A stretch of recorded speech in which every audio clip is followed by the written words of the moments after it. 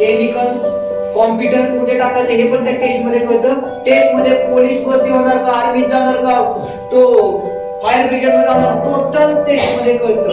तेच जर language ability चांगली असेल मुलाची, लँग्वेज ॲबिलिटी चांगली असेल तर मुलगा वक्ता, पुढारी, वकील, नेता, त्याचा स्पिरिच्युअल लीडर, त्यानंतर तो एखादा बिझनेसमॅन बनू शकतो. जर त्याची लिंग्विस्टिक ॲबिलिटी चांगली असेल, त्याला लॉजिकल ॲबिलिटी म्हणतो, ती जर चांगली असेल तर तो व्यक्ती मुलगा सायंटिस्ट बनू शकतो, बँकेत जाऊ शकतो, इंजिनियर बनू शकतो. त्याचा जर डावा मेंदू ऍक्टिव्ह असेल तर अॅनालिटिक, उजवा असेल तर क्रिएटिव्ह. आणि हे सगळं टेस्ट मध्ये कळतं. एज्युकेशनच्या बाबतीत आता सगळ्या पालकांच्या शंका गेल्या. टेस्ट केली की मुलाचं हक्क शिक्षण कळतं. त्याच्यानंतर ती टेस्ट खेळाला बी चालते. मुलात कोणतेच खेळ आहे त्या टेस्ट मध्येच कळतात. मी तो सचिन तेंडुलकर बनणार आहे, हॉकी खेळणार आहे, टेनिस खेळणार आहे, कुठे जाणार आहे टेस्ट मध्येच कळतं. ती टेस्ट बिझनेसला बी उपयोगी होती.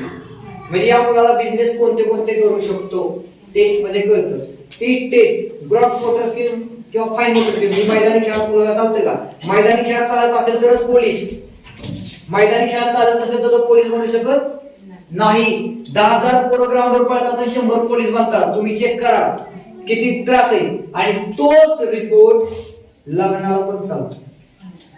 या मुलाचं कोणत्या मुलीशी पटू शकतं क्लिअर त्या रिपोर्ट मध्ये कळतं. आणि सायंटिफिक नाहीतर 36 गुण जुळवून सुद्धा